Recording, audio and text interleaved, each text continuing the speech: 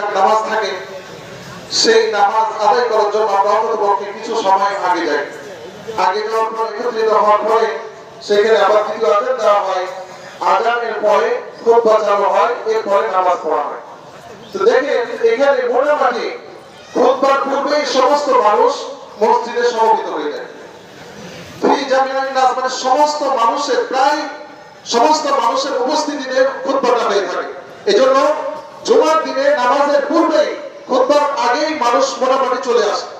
কিন্তু ঈদের দিনে দেখেন আমাদের 7টায় সময় দেওয়া আছে, যদি আমরা আরো 2-4-5 মিনিট দেরি করি তো মুসল্লি ঢুকতেই থাকবে, মুসল্লি প্রবেশ করতেই থাকবে।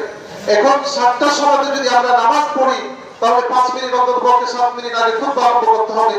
তাহলে অর্ধেক মানুষ রাস্তাতে থাকবে, অর্ধেক মানুষ কাতার সোজা করতে ব্যস্ত থাকবে, অর্ধেক মানুষ বাজারে থাকবে, এদিকে খুতবা শেষ হয়ে যাবে। তাহলে এইরকম সমস্ত মানুষের উপস্থিতিতে খুতবাটা হলো না। এইজন্য ঈদের নামাজের খুতবা পরে দেওয়া হয়ে থাকে আর জুমার নামাজের খুতবা আগে দেওয়া হয়ে থাকে। বিষয়টি আমরা অবশ্যই বুঝতে পেরেছি। এরপরে আমরা আসি, আমরা নামাজের নিয়ম কানুনের দিকে আসি।